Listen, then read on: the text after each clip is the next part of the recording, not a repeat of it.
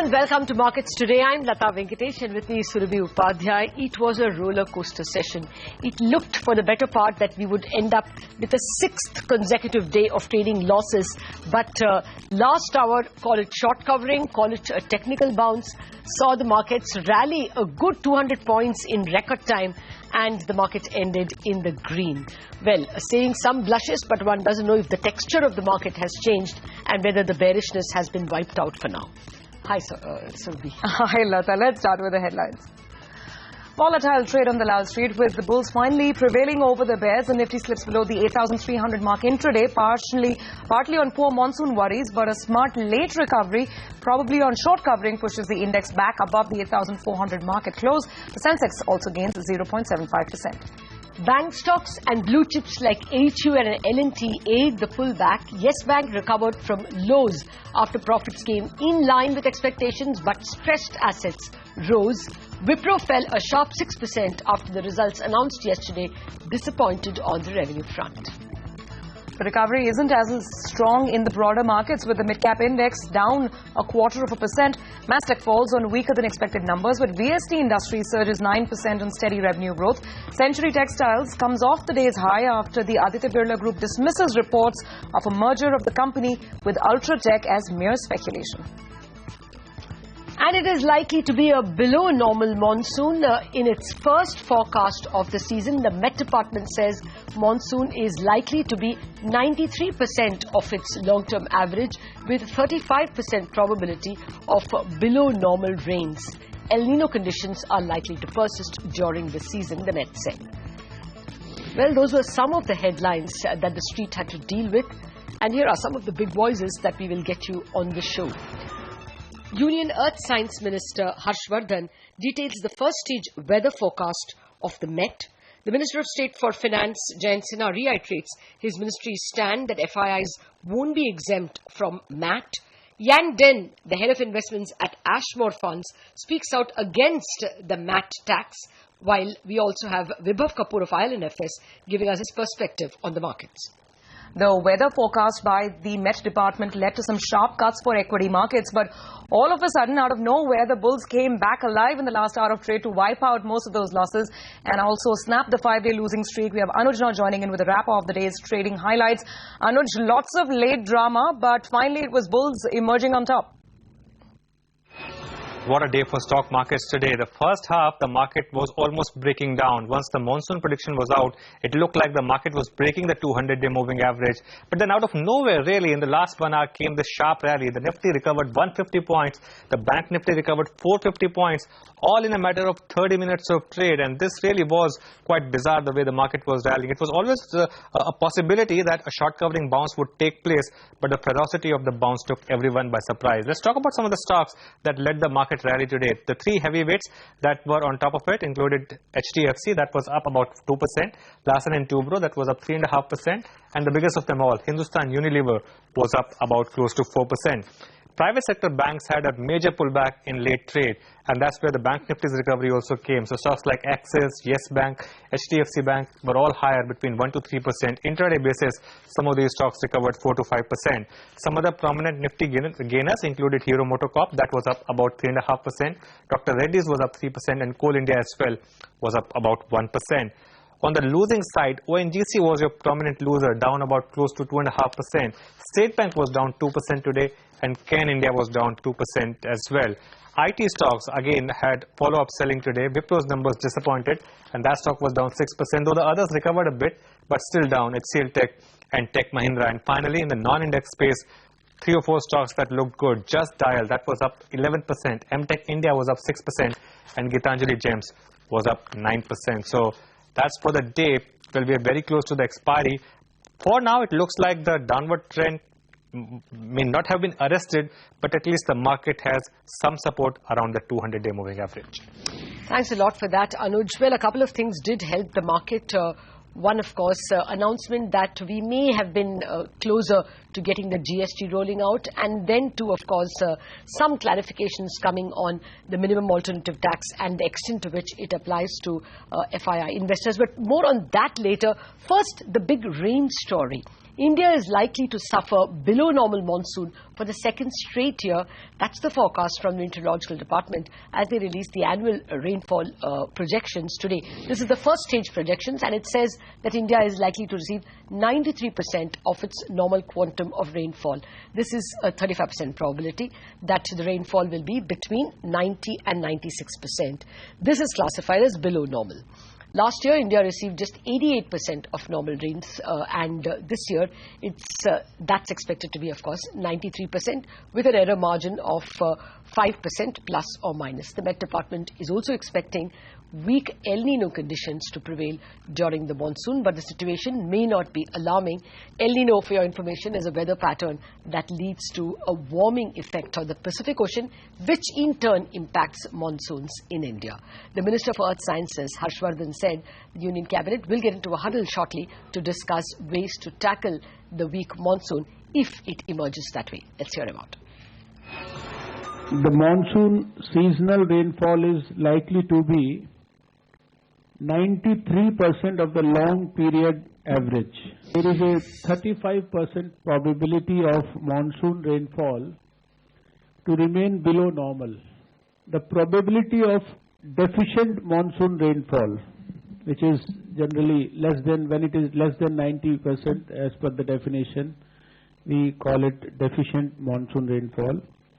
This probability is supposed to be 33%.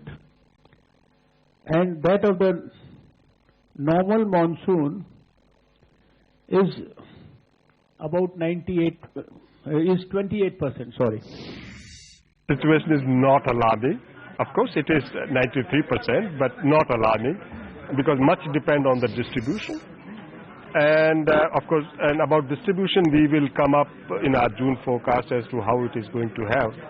But the primary indicators which and the kind of circumstances which prevail as of now is still with 93%. Large parts of country is going to have a good rainfall, including East India, Northeast India, the parts of peninsula, larger parts of peninsula. Yes, there will be pockets in Northwest India and in Central India where some districts will definitely be adversely impacted. All right, that was the monsoon forecast and quite a scare in intraday trade. But let's move on. Will GST be a reality soon? Well, it seems so. Today, Finance Minister Arun Jaitley said that the constitutional amendment bill for introduction of goods and services tax will be passed in the current session of Parliament, as there is a broad consensus among states on the issue. Meanwhile, KM Money, GST panel head, told CNBC TV 18 that he has hopes about GST coming into force from April 1st, 2016. There are some producing countries and consuming countries. There are certain certain reservations, but all are sorted out now. We are arriving at a consensus decision, and the sentiments of the growing states will be addressed, and the consuming states also. Both interests will be protected. There is no difficulty with regard to that. All right, back to D Street. Let's get in a market voice now. Vibhav Kapoor of INFS says that earnings have been muted so far and an uptick in the cycle seems unlikely. That means more worries for the market, more lows for the market. Listen. The earnings season, I think, is going to turn out to be even more difficult than what we had anticipated it to be. The early results, which are normally good, have not been so good this time. Analysts have been too positive and downgrades have not happened in time. So the earnings estimates are still higher than what they are probably going to be, even for this quarter as well as for the next 2 quarters. So you'll see some more downgrades happening, and that will keep pressure on the markets. All right, let's focus now to earnings. And Yes Bank reported a stable set of numbers for the fourth quarter. Net profit jumped 28% annually. This as net interest income climbed nearly 36% during the period, and other income jumped 32.5%.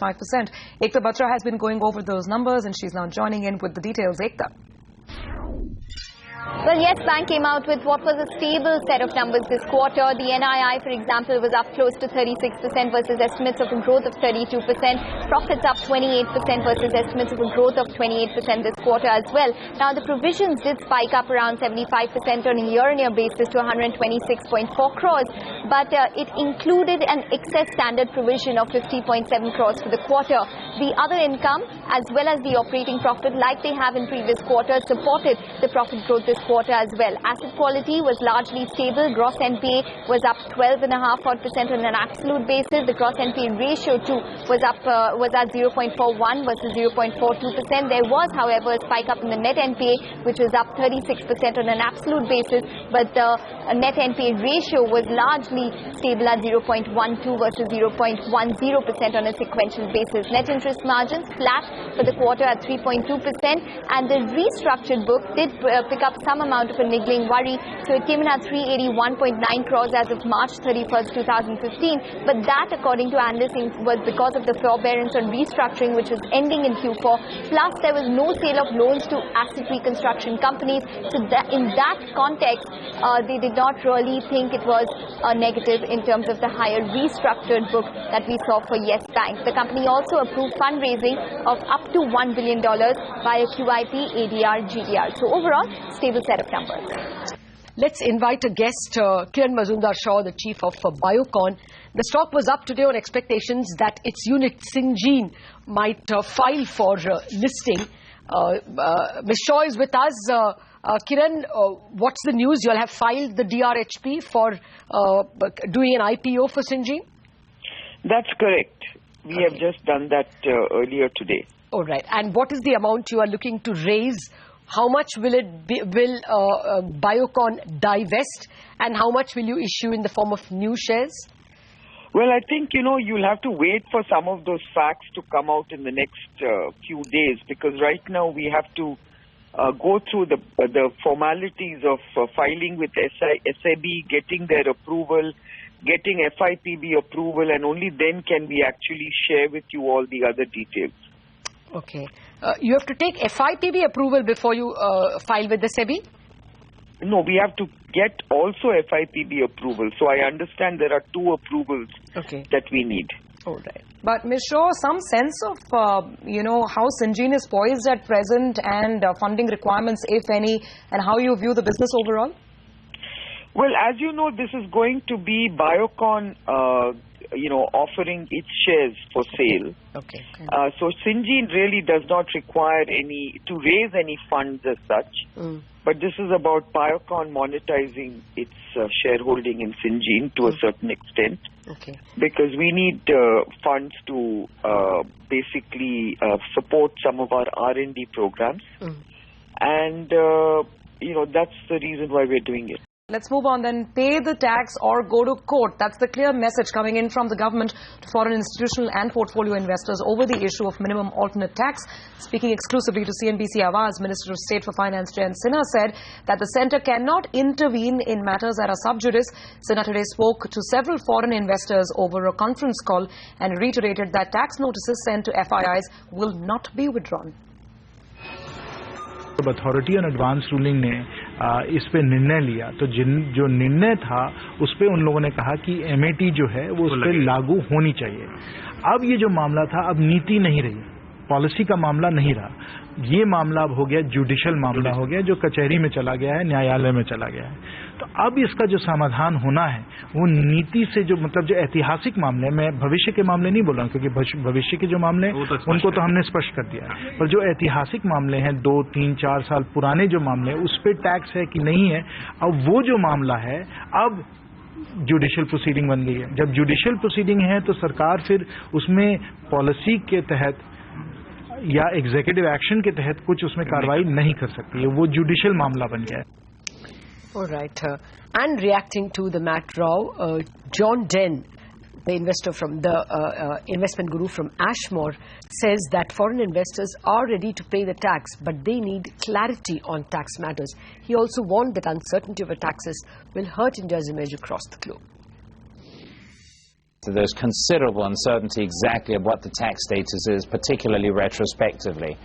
And that uncertainty has to be cleared up once and for all, and as quickly as possible, because otherwise the risk is that that this becomes a much bigger problem. It starts affecting the perception that investors have about India. Let's take a break on that note, but coming up, Sudarshan Sukhani joins in for a technical chat on the markets.